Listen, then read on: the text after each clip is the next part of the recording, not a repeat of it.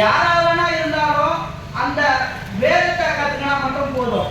நம்ம வந்து எல்லாம் அந்த வேதத்தை கற்றுக்கினா எந்த கோயிலில் வேணா நம்மளால போக முடியும். அந்த மகத்தான திட்டத்தை கொண்டு வந்த நம்மளுடைய தளபதி மு.க.ஸ்டாலின் ஐயா அவர்களுக்கு நம்ம எப்பவுமே வந்து ஒரு இதுவாக இருப்போம்.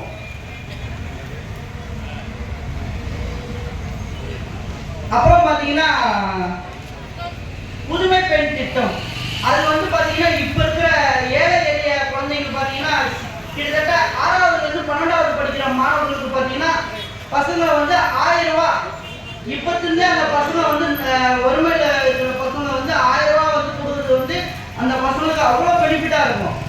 அதாவது 6வது 12வது கொடுக்குற பசங்க இப்போ அந்த 12வது கொடுக்குற அந்த இது பார்த்தீங்கன்னா அவங்க காலேஜ் படிக்கிறதுக்கும் இது படிக்கிறதுக்கும் ரொம்ப யூஸ்ஃபுல்லாக இருக்கும். அது மட்டும் இல்லாமல் வேலை வாய்ப்புக்கு அவங்க வந்து நம்ம தளபதி அவர்கள் இப்போயே வந்து அடிக்கல் நாட்டிட்டார். ஏன்னா நம்ம தமிழ்நாட்டில் மட்டும் யாரும் வந்து பின்தங்கி இருக்கக்கூடாது அப்படின்ற ஒரு காரணத்துக்காக தமிழ்நாட்டில் முதல்ல நம்ம எதை கொடுக்கணும்னா கல்வியை கொடுக்கணும் அப்படின்ட்டு தலைவர் அவர்கள் கல்வியை கொடுத்து நமக்கான ஒரு கல்வியை கொடுத்தா அவன் வந்து எந்த வேணா எப்படி வேணா போய் பொழைச்சிப்பான் அப்படின்ற அந்த திட்டத்தை கலைஞரையா கொண்டு வந்த திட்டத்தை நம்ம தளபதி அவர்கள் கொஞ்சம் கொஞ்சமாக நமக்கு செயல்பாட்டு கொண்டு அதை எடுத்துக்கொண்டு வந்துக்கிறாரு. அதனால அந்த திட்டத்தை பார்த்தீங்கன்னா எல்லா மாணவர்களும் இன்னைக்கு வந்து ரொம்ப அதை பயனடைகிறாங்க.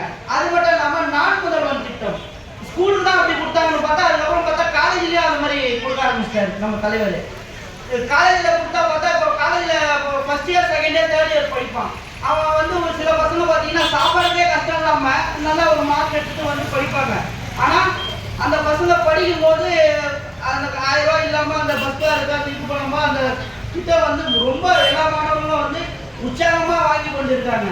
அது மட்டும் இல்லை, அவங்க படித்து முடித்து வேலை கிடைக்கக்கூடாம இருக்கிறதுக்கு தலைவர் அவர்கள் அங்கங்க ஃபாரின் போயிட்டு நம்ம ஒவ்வொரு கண்ட்ரிலையும் போயிட்டு நம்ம தமிழ்நாட்டுக்கான ஒரு முத்திரையை படிச்சுட்டு வர்றாரு.